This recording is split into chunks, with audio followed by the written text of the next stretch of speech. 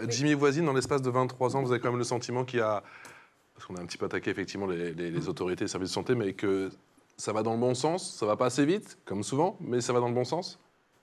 Ça va dans le bon sens, ça avance tout doucement. C'est vrai que, il y a plus de 20 ans, je dirais-je, voilà, on nous disait: «Mais qu'est-ce que vous faites là? Vous avez voilà, nous on connaît notre métier».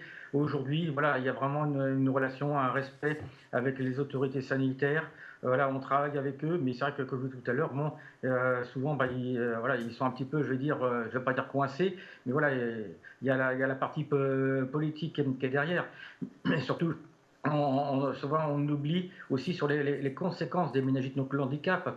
Voilà, donc pourquoi les personnes se posent la question, pourquoi il y a l'amputation. Donc il faut expliquer que c'est les vaisseaux sanguins qui se dilatent et le sang s'en va dans les chairs. C'est pour ça qu'on fait une vitropression avec un verre, la tache ne disparaît pas.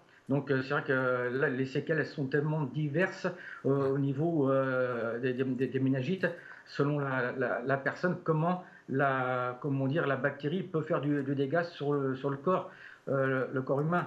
Donc c'est vrai que c'est une partie qui, dirais-je, pour les autorités, pour la collectivité, pour les familles, pour les personnes, c'est des montants, je veux dire, astronomiques. Donc c'est pour ça que ce moyen de prévention, je dirais, voilà, c'est quelque chose qu'il faut faire, comment dire, rapidement, par rapport au nouveau vaccin, la connaissance. C'est pour ça que nous, on a donc réalisé un livret de prévention qu'on souhaite pour l'éducation nationale. Donc, comme on ne pouvait pas parler que de la méningite, on a fait Oui. rajouter 11 autres maladies comme la rougeole, voilà. Là, il y a la grippe saisonnière que tout le monde appelle le Covid.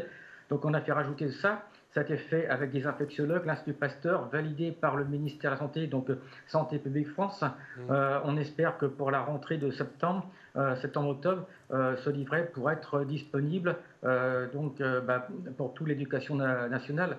Donc voilà, c'est vraiment un support parce que c'est vrai que les enfants, c'est une des premières, on va dire, comment dire ça, à des premiers, on va dire, comme Si. contamination du fait que voilà, les enfants sont ensemble. Donc puis le fait de ce parti collectif.